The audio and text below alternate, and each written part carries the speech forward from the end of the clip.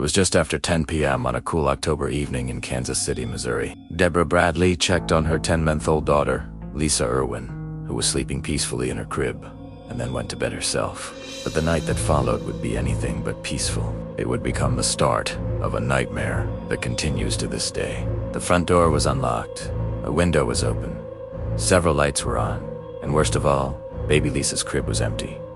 She was gone. The frantic parents immediately called 911, and a massive search was launched. Police, FBI agents, and hundreds of volunteers scoured the neighborhood, searching for any sign of the missing infant. But as the initial search turned up nothing, investigators started to look closer at the family's home, and the story began to take some strange and unsettling turns. For one, several items were missing from the house, including the family's cell phones. Why would a kidnapper take phones? Was it to prevent the parents from calling for help, or was something else going on?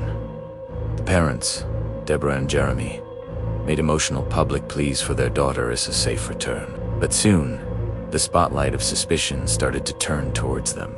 An early witness claimed to have seen a man walking down the street with a baby in a diaper around the time Lisa disappeared. This sighting gave a glimmer of hope that a stranger was responsible. However, details of that night from the parents themselves seemed to change, creating confusion and fueling suspicion. Deborah initially told police she last checked on Lisa at 10:30 p.m., but later admitted she may have last seen her much earlier, around 6:40 p.m. She also admitted to drinking that night, possibly enough to impair her memory. These inconsistencies were troubling, but what happened next sent a chill through the entire investigation.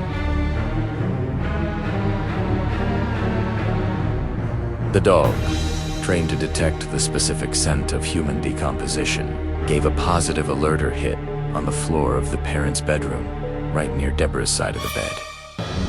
This was a bombshell. The alert suggested that a deceased person had been in that very spot.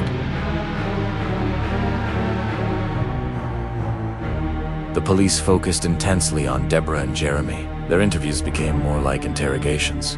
The media ran with the story, and public opinion began to turn against the parents. Many people believed they were hiding something, that they were somehow involved in their own daughter's disappearance. Deborah.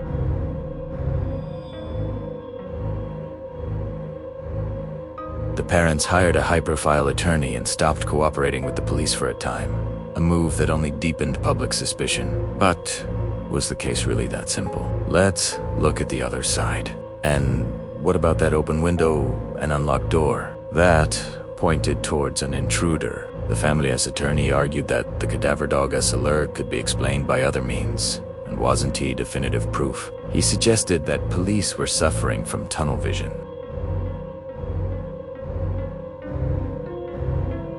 Over the years, tips have poured in from all over the country. There have been several potential sightings of girls who resembled age-progressed photos of Lisa.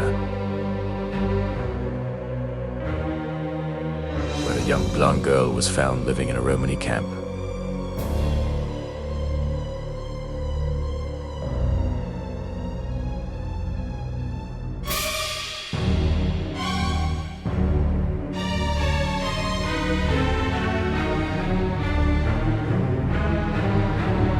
Was she taken by a stranger who slipped in through an unlocked door? Or did something tragic happen inside the house, covered up by a panicked story? The conflicting evidence, the missing phones, the cadaver dog's alert, the changing stories, and the witness sighting paints a confusing and heartbreaking picture.